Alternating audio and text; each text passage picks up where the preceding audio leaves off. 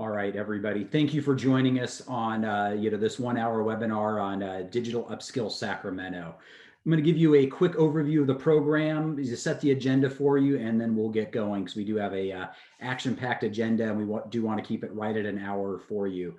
Just as a reminder, this is being recorded, so if you do want to reference back to it, you will find it on our website. If you have any questions down in the chat or Q&A, please drop them in there, and we'll make sure to either address them in there or through the discussion. But we greatly appreciate your attendance today.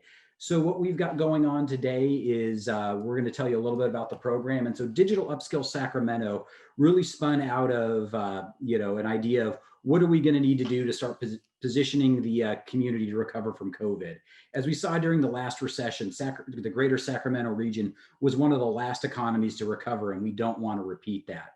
One of the recommendations from Brookings when they looked at that was the need for more digital skills within the economy and to be more inclusive in how in which we did it. So the Greater Sacramento Economic Council applied for a grant through the city of Sacramento and was awarded funds to run this pilot program. And we had some great partners that you'll hear from today. So we have General Assembly and Merit America. They'll tell you a little bit more about ourselves, but they're doing the training for the students. But really the person that, or the group that's really helping us do this and being successful is the Greater Sacramento Urban League. So this program has a maintenance income. So each of these students that are in the program get $400 a week, a laptop, and internet stipend. So they have every tool for success, along with counseling and career services provided by all our vendors. But really that's implementing that is the Greater Sacramento Urban League, is really that face-to-face interaction with the students. So it is my distinct pleasure to introduce the president and CEO, Cassandra Jennings with the Greater Sacramento Urban League, is going to tell you a little bit more of why this is important and what we need for this region. And then we'll close out with the president and CEO at the end of this from the Greater Sacramento Urban League, or Greater Sacramento Economic Council, Barry Broom. So with that, Cassandra Jennings, it is my pleasure to announce, welcome you, and the floor is yours. Thank you. Thank you, Scott, and good morning to everyone. It is my pleasure as the president and CEO of the Greater Sacramento Urban League to be with you today and to also be a part of the Digital Upskill Sacramento program. I see this program as a progress in partnership because we have been talking about this for quite a while.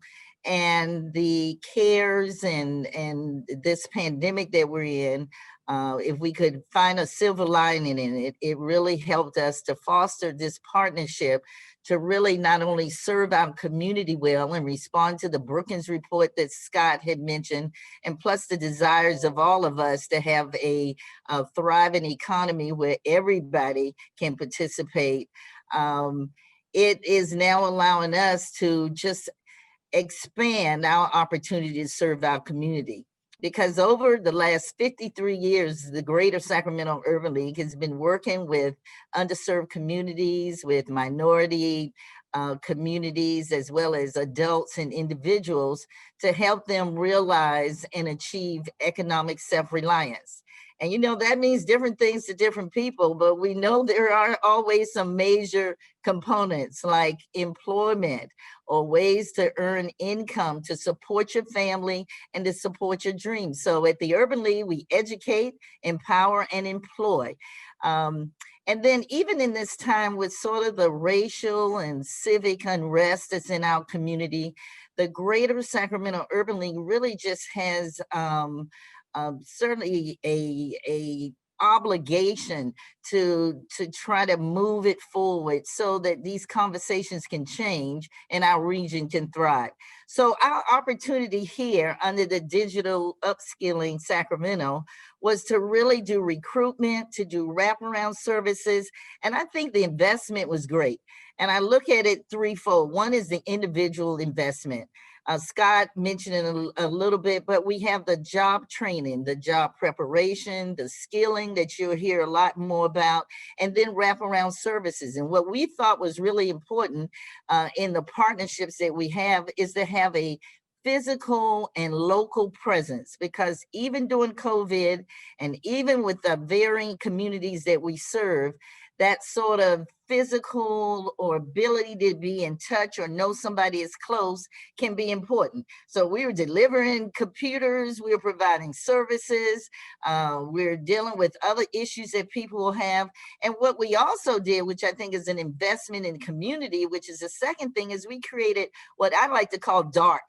And I call it a room. My people say it's not a room, it's a center, but a digital assistance resource center where people, if needed, even in COVID, can come and get on a computer, get assistance, print out things, or just have a quiet space that's all COVID compliant to work. That's not only good for our participants of the program, but it also works well for our community that's really suffering through all of this COVID, but the need to be digitally connected. And then finally, I think for us, it's really a regional and business investment that we're excited to talk more here. By having a really huge outreach and having a diverse, whether it's gender, whether it's racial, whether it's neighborhoods, for the city of Sacramento is really just a awesome opportunity to just see how we can serve people throughout our community. So in partnership, we were able to bring and to support people throughout our region, those that oftentimes don't have access, not because they're not qualified, but because they don't have access to the information. So we really look at digital upskilling in Sacramento as such an awesome opportunity that hopefully will set the model for the future so that we can grow our people in Sacramento and therefore grow the economy. So the job placement is obviously very important. We try to always connect with employers, and the fact that we're all in it together, whether it's the city, GSAC, our many upskilling partners, which you'll hear from, or the Greater Sacramento Urban League and the business community. This is progress through partnership. So welcome. We're glad to be a part of it. Love working with Scott and the whole team over at GSAC. And you know, Barry is going to make sure that he is all in 200, 300%, and we're also in with them. So thank you. I look forward to the conversation and the progress in this partnership. Thank you. And now it's my pleasure to introduce our training partners. And so Elisa Pelsic with General Assembly, and then Brooke Jones with Merit America. They both will provide an overview of the two programs and discuss training these students, our students, who have been receiving new digital skills over the past 6 weeks. We just love working with them. We are really proud of the progress, again, progress in partnership that they have made and what this means for their future. And I'm glad to have them here with us today. So I'm going to turn it over to them. Thank you, Cassandra. Really appreciate it. Hi, everybody. First of all, a huge thank you to the Greater Sacramento Economic Council, as well as the Greater Sacramento Urban League, who have been fantastic partners in helping to get this program up and running. I just want to say that you're really doing amazing things for the Sacramento community, and we're just very proud to be a part of it, and we appreciate the partnership. So we're also just excited to be speaking to you here today about the wonderful group of individuals who are going through our General Assembly data analytics training. My name is Alyssa Peltzer, and I am the Senior Client Success Manager helping to manage the day-to-day of this program. And I'm joined here by James Larkin, who is our lead instructor who has been teaching this data course for the past 6 weeks. We also have 2 of our current course students here with us who you'll be hearing from shortly after we get through this bit and hear from Merit America as well. So first, I wanted to introduce General Assembly for those of you on this call who are probably a little unfamiliar with us. We are an educational organization headquartered in New York City, and we have the singular mission of helping people to pursue the work that they love doing through education. Our headquarters is in New York City, but we have 30 plus campuses around the globe, including most major cities throughout the United States, the nearest to Sacramento being the San Francisco city. And we actually, of course, have a very strong online presence, as most of our education and training has been happening virtually for the majority of this year, given the current climate. So if you want to skip ahead just one more slide. We have over 70,000 alumni of our programs and over 20,000 exceptional instructors who bring these courses to life. And our services are really aimed at giving individuals the practical and tangible skills that they need to enter careers in business, in technology, data, and design. And then, of course, we help them with the soft skills as well to land those opportunities. And that leads me to the course that we're chatting about today, which is our Advanced Analytics Immersive Program, and is the program that's running in Sacramento for the past 6 weeks. So this course is a full-time, I would say intensive 9-week course that meets Monday through Friday for 90 hours a week. And it is hosted fully remotely using a combination of Zoom and Slack. And you can see on the right side an image of a project presentation happening with a group of students. So it's a really interactive and as close as you can get to that live experience of a course in person. So the course runs through January 8th, and it is a beginner level course intended to give students the immersive experience over a variety of data topics and programs that will then set them up for success in a number of data related positions. And the program, as I mentioned, is hosted using Zoom and Slack, and it's led by 2 of our data subject matter experts as well as 1 associate. So James is going to kind of give you a curriculum overview of what you see here. I did also want to mention that the class has a dedicated career coach who works with the students on critical professional development skills as they are getting closer and closer to their graduation date, the official graduation happening on January 8th, about a month from today. So you saw a quick snapshot on a previous slide of our fantastic group of 20 students. And I did want to pass it off to James, our instructor, to share some of the meat of what students are going through as they're engaged in this 9 weeks of programming. Good morning, everyone. Thank you very much for being in attendance today. It's truly appreciated. So I'm going to give you this curriculum overview, high level sort of thing. We open the class with Excel. We level set there on the analytics workflow from identifying a business problem through communicating insights using Excel. And then we move on to SQL or SQL if you prefer, where students will learn how to procure, wrangle, and further explore data. And they'll have projects attached to both of those tools. And then from there, they'll move to Tableau, where the emphasis will be on data visualization and the power of visual storytelling. And then the curriculum wraps up with Python, where we'll get them into coding. We'll start with foundational pieces and build towards data cleaning and data analysis in the powerful Pandas library. In this way, the students should be able to have a full set of exposure to tools that will help them in a variety of different job situations, companies, etc. Next slide, please. And so through labs, the students are going to practice what's being taught every day. Through the projects that I mentioned, students will compile a portfolio of professional grade projects showcasing these skills that we teach them in terms of data cleaning, wrangling, visualization, to tell strong data stories.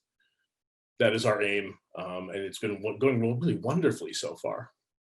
Thank you. Thank you so much, James. And then, as I mentioned, we are joined here with 2 of our fantastic students currently in the program, but I did want to highlight a few of those students outside of Rashida and Martina who are here with us today. We have some really incredible stories of resilience through the curveball that I think COVID has thrown all of us, especially this group of individuals. And we just keep hearing stories of gratitude and how thankful everyone is for this opportunity to learn new skills and transition into new fields. And we thank the audience here, especially on this webinar, for your participation, your interest in this group as these students are beginning the journey into entering some data fields and careers. So appreciate it. So I will stop if there's any questions. It doesn't seem to be any questions yet. So I will give a quick pause before passing on to Merit America. And if anyone has any direct questions for General Assembly, I've listed my email on the next slide.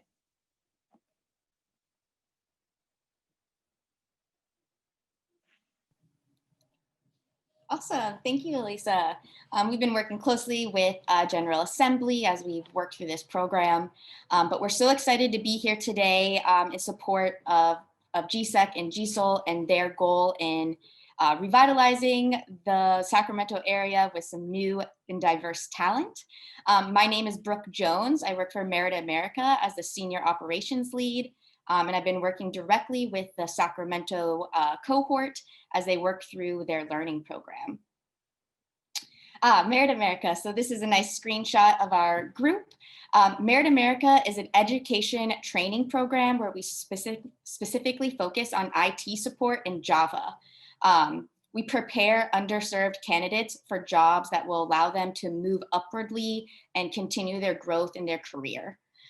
We started in DC, we're headquartered in DC, and we quickly expanded into Dallas within our first year of existence.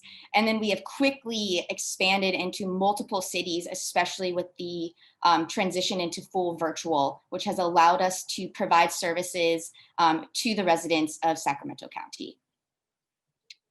At Merit America, we truly believe that college should not be the only path to a great career. I'm sure we've all heard that if you get a college degree and you have that, then you'll be successful and everything will be good. But majority of people do not have that. So what are their options? Next slide. So Merit America, we like to think of ourselves as a third way, and we provide a path to skilled careers for adults without bachelor's degrees with programs that are fast, flexible, and focused on what the employer needs. This means we do it, you do not have to quit your job, you do not have to come into a class 9 to 5. Our program is majority online learning. They take an online courses, and then they meet weekly with their professional development coach and their peers to continue their professional support. The challenge. So that all sounds great. And today, more Americans are needing to get back to work than ever. As of May, 40 million Americans have filed unemployment claims, vast majority of those people being in lower wage work.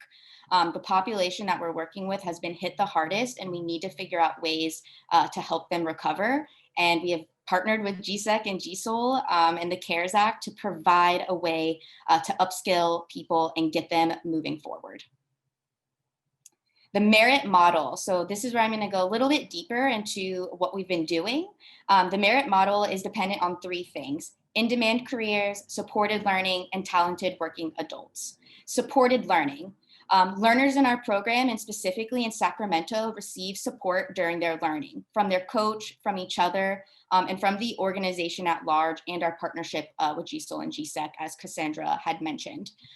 This allows the learners to gain the necessary skills through fast-paced, rigorous online learning and receive the professional development support as they learn to navigate a very different and very digital job market.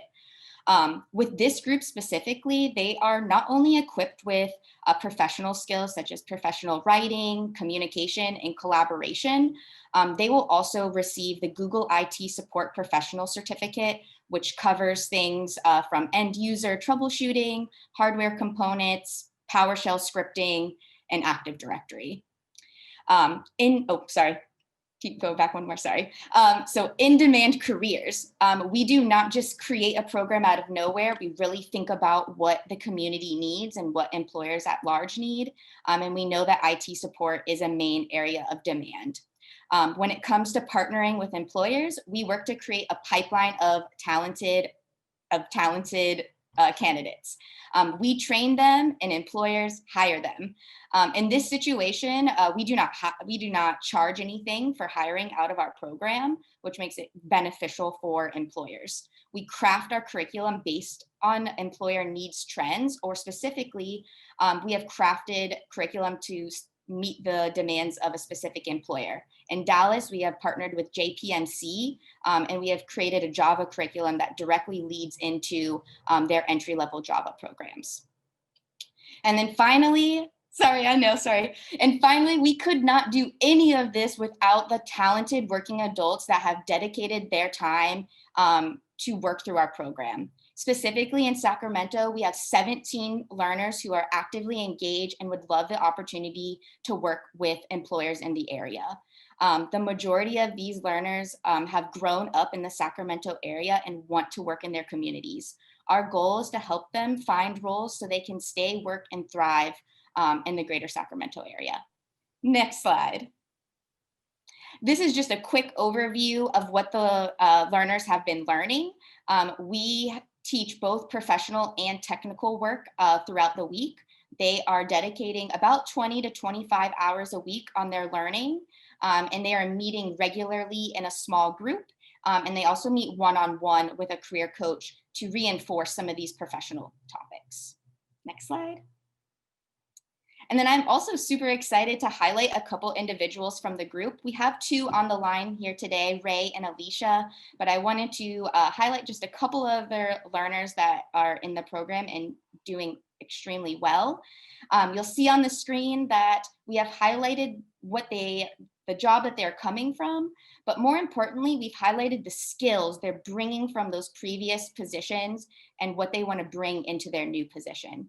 All of these learners are coming from various backgrounds with strong ties in customer service, time management, leadership, and working in fast-paced environments. And they want to translate those skills in the combination of their technical learning and work in an IT role. Next slide. And we are so excited to announce that we know this type of support and learning works. Sunsaray Jackson is the first learner in our group to be offered a role as an application support specialist with CMG Financial. She's a new mother and has been working through our program while also taking care of a newborn, and actively applied and interviewed and received her offer. Previously, she worked as a healthcare rep and a loan officer, but the skills she brought to the table were patience, documentation, customer service, and all the things that'll make her a really great employee. Our learners are actively seeking IT roles to take advantage of those transferable skills in combination with their technical learning. This is just a quick snapshot of various IT job titles that learners are applying to, and also alumni of our program have successfully obtained. And then final slide. What's next? The purpose of this call and the purpose we're all here is to help people get employed. So what is next? Connect with GSOL or GSEC to get connected to us and the candidates. And you're also welcome to reach out directly to our employer partnerships manager, Bethany. We have information to provide, and we are ready to send out resumes whenever you're ready to look at them. Thank you so much for having us, and I'm excited to pass it over to Michelle, who's gonna chat with some learners. Thank you. Thank you, Brooke, Alyssa, and James for kind of giving an overview of the two programs. We're very appreciative of all that you are doing for our community and the students. My name is Michelle Willard. I'm the Vice President of Marketing and Communications for the Greater Sacramento Economic Council, and I have the distinct privilege of introducing some of our students who are in these two programs. So if you all can turn on your cameras, students, we have Martina Ruiz, who is doing the General Assembly program. We have Rashida Dunn Nasser, who is doing the General Assembly program. We have Ray Justo, who is doing the Merit America program. And we have Alicia McHale of Merit America doing that program. And all of these students have unique stories, and they're excited to share them with you today. So let's start with Martina. Martina, you have an interesting background. You were a pastry chef before COVID happened. Kind of tell me about what you did previously and why you wanted to join the Digital Upskill program. Thank you, Michelle. My name is Martina Ruiz. I previously graduated from culinary school about 10 years ago, and ever since I've been working in restaurants, mainly as a baker, but also I've worked my way up through many of my roles to become a manager as well. Earlier this year when COVID happened, I had gotten a promotion to become a catering manager. And it was about a month into the role when everything kind of got halted and we had to cut back on our hours and everything. And so things kind of slowed down for me at that point, and I was thinking about maybe it was time for me to go back to school to learn some new skills. And once I got laid off, unfortunately, because the company shut down, I spent a little bit while trying to figure out what to do. And then a program kind of fell into my lap a little bit, thanks to my mom and my fiance. And it seemed like something that would help me step up into a role that would help a company higher than just being a manager. And I'm hoping, or I'm happy that it's teaching me the skills that I think will really get me to the level that I want to be to succeed in my career. Thanks, Martina. I know you're really enjoying the program, so thank you for sharing your story. Alicia, you are a mom and have had a really difficult time during COVID, but you are thriving in this program and you really enjoy it. So kind of tell me a little bit about your story during COVID and how this program has helped change your life. Thank you for saying that, Michelle. My name is Alicia McHale. As Brooke mentioned, that by Christmas, I will be Google Plus certified in IT support. Just to give you guys a little background, back in March, my children were sent home to distant learn full time. And by April, I was forced to resign doing what I love as a mortuary transport to support them at home. In August, I lost my grandfather due to COVID. So to say that this year has been hard on myself and my family is an understatement. I was watching the news one night and I heard about the digital upskill program. And I remember saying to my daughter, give me your Chromebook. I have got to be a part of this program. At the time, I knew it would be valuable, but today I know just how invaluable it is to have a group of people that care about my future as much as I do. I'm so hopeful for the future, and I hope to get out there and start applying to jobs that can get my foot in the door of IT support. And I'm just so grateful for everybody that has had a hand in making this program possible. Thank you, Alicia, for sharing your story. Ray, I know that you are also a father and really enjoyed your job before COVID happened. So how has this program helped you, and maybe share a little bit about your story? Sure thing. Name's Ray Justo. I was previously a lead installer, and when COVID hit, work just went out the window, and finding work at other companies, they were facing the same thing. So it was virtually impossible. But what this program has done for me has given me loads of just encouragement and really thriving in my determination. So I used to be a technical support lead for 3 years, and I wanted to get back into that role, but I don't have any certifications to help prove my knowledge. Plus, I was a terrible resume creator. Thanks to this program, they helped me realize that. But this program has really showed me the areas of improvement that I need, both professionally and technically. And I'm very grateful for it. And the key thing here that I got from Merit America and the Google IT Cert program is before I even joined, I looked through the entire curriculum through it, and it's very similar to the material I'm learning in college with CompTIA's A+, Network Plus, and Security Plus. Those three particular certifications are covered through the Google IT course. And, I thought it was just a great opportunity. And now, thanks to this program, I'm more than confident that I have the knowledge I need to, get back in that industry and do the best I can. So thank you, Michelle. Thanks, Ray, for sharing your story, and we're grateful to have you in the program. Rashida, you have an interesting story. You went back to college, thought, that would be your path forward, and you realized that this program really helped you. Maybe share a little bit about your story and what this program has done for you. Sure. So I was married, and my ex-husband is a veteran. So when he came back, I decided after our divorce, this is my time to advance myself professionally. And I thought, if I get a degree, that's going to be it. I went to Sac State. I graduated with my degree in English, and there were no jobs as I anticipated. So I started, trying to figure out what pathway I could take to make myself more employable. And I got stuck by necessity in my role as a caregiver. I work for nonprofits that empower disabled people to live alone. And so I continued to work there. I love the field, I love the people, but it's not sustainable. So as luck would have it, during my daily news search, especially that happens more frequently with COVID hitting. But I looked and I saw an advertisement for the Urban League's digital upskilling program, and I applied and I got in luckily. Well, we're grateful to have you as well, and thank you for sharing your unique story. So let's go with Alicia, and we'll wrap up, real quickly because we are short on time here. But Alicia, what type of career path are you now looking to go into? I am looking to go into the field of IT because that's what I have my certification with, but I'm open to new possibilities.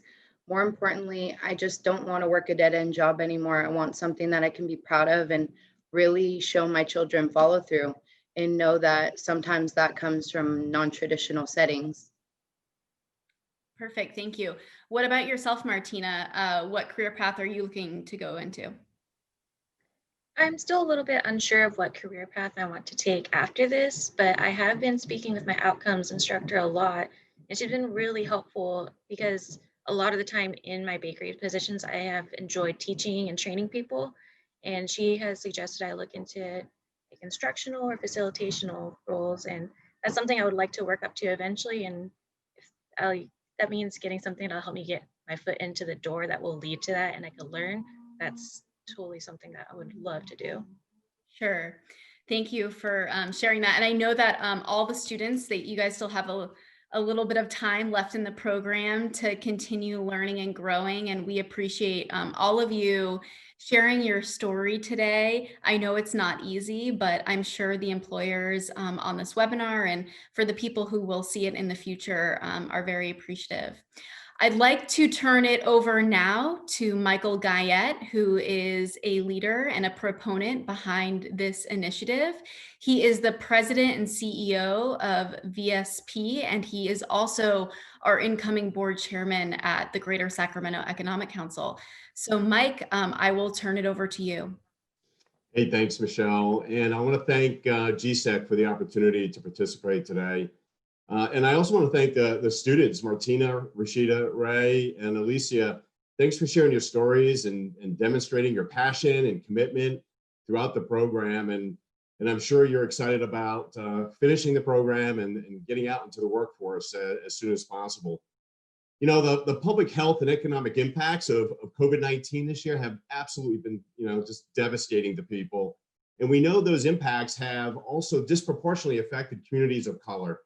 And in a year of intense focus on racial inequality in our country, business leaders like myself have needed to take a hard look at what we might do to create more diverse, equitable, and inclusive workplaces. It's a big focus at VSP Global, always has been, but again, it's really being highlighted, and I'd say there's an intense focus on it going forward.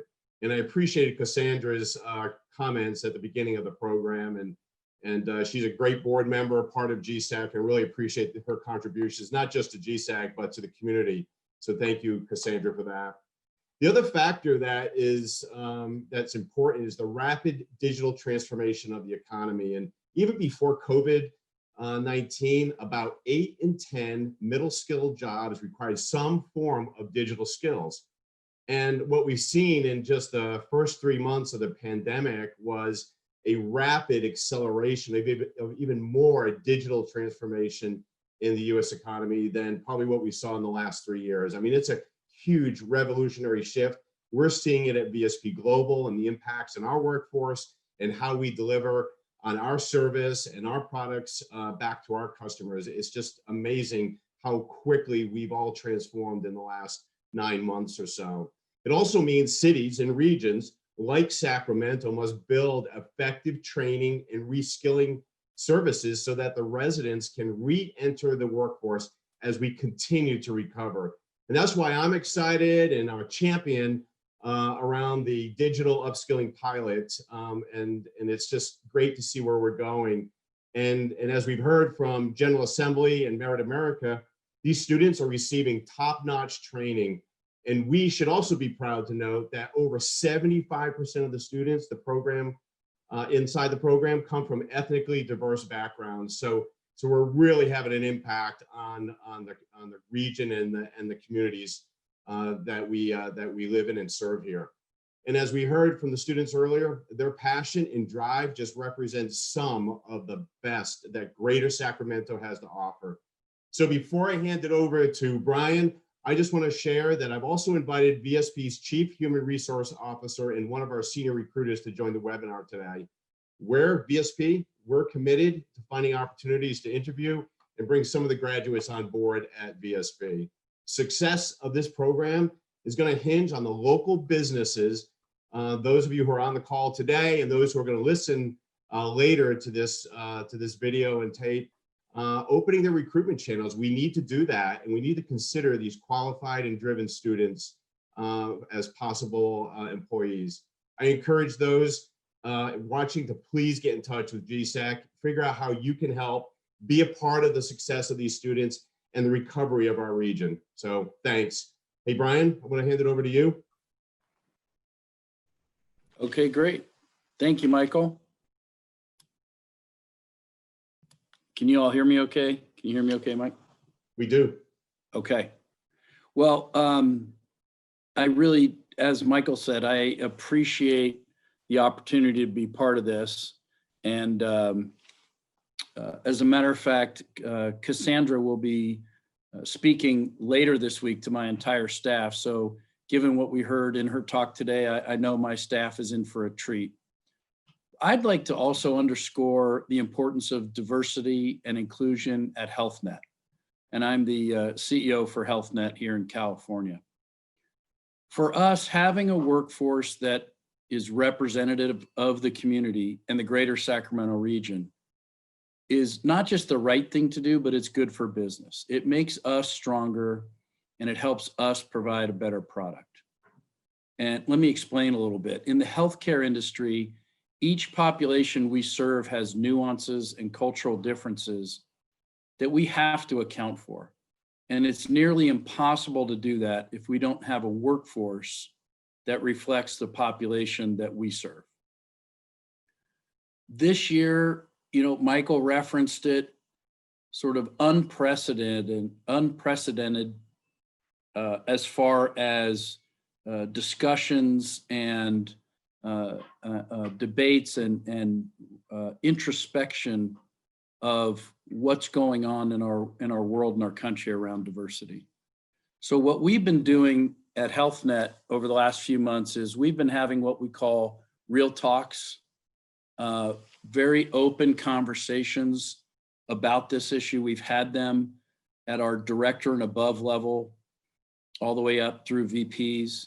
And later this week, we're going to have them with our entire employee population. And what we're talking about is how do we increase diversity at our company? Because admittedly, we have work to do.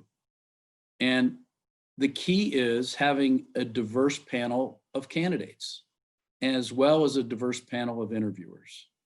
And so we see getting folks into the workforce with these great skills and great qualifications is just a wonderful opportunity for us to leverage this program.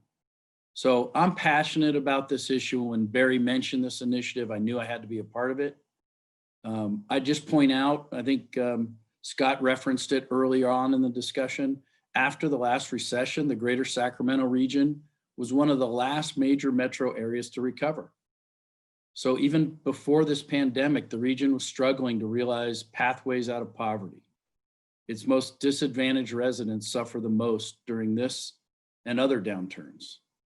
In fact, in its 2018 report, Brookings found that 47% of African-American residents and 42% of Latino residents in the region continued to be economically disadvantaged. So again, we're focused on recruiting a diverse, qualified workforce. We have a national relationship with the Urban League. We have a local relationship with the Urban League, and they've done amazing work on programs like this. So I encourage, as Michael said, every business leader who's on live or listens to this later to reach out to the Greater Sacramento Economic Council and participate in this program. It's the right thing to do. And as I said, it's good for your business. So let me turn it back over to Barry.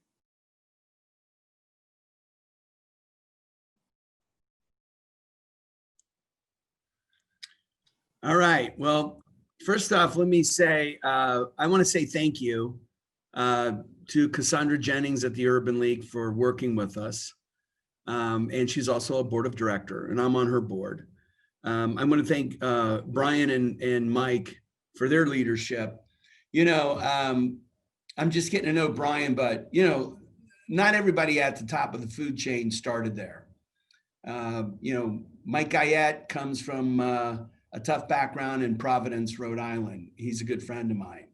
You know, when I was 7, 8, 9 years old, you know, like a lot of Ohio kids, you know, my dad didn't have a job. You know, I climbed in and out of dumpster for pop bottles so my brothers and sisters and I could eat at a McDonald's.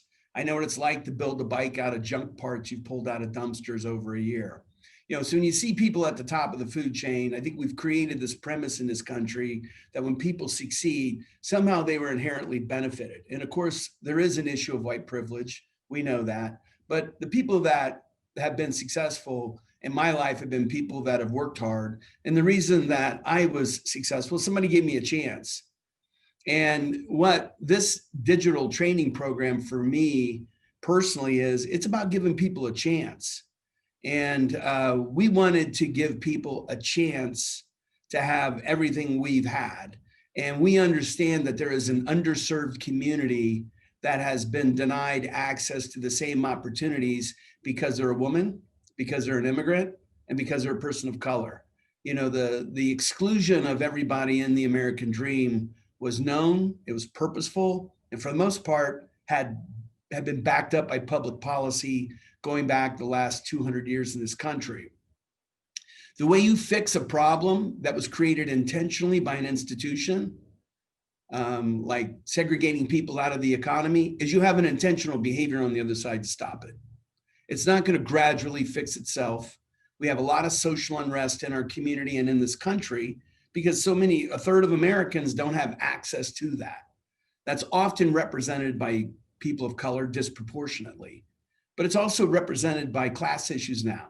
So when you see the social unrest in the Midwest, if you've seen the Michigan militia, you know, these are frightening things, but these are basically underserved, unemployed people too.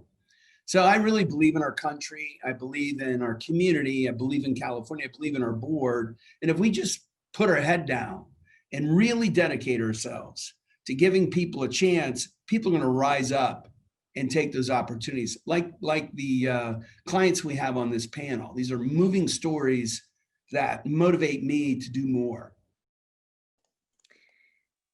Thank you so much, Barry, for insight. And Scott, do you want to see if anyone has any quick questions before we end it?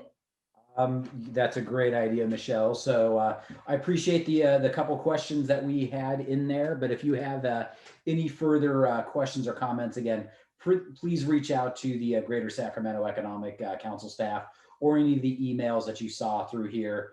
Again, you know, this is a journey of, 1,000 miles, and this is the first step. So we really appreciate your time, your energy to come here to engage with us. And we wish you a very happy holiday season. Thank you very much for joining us today.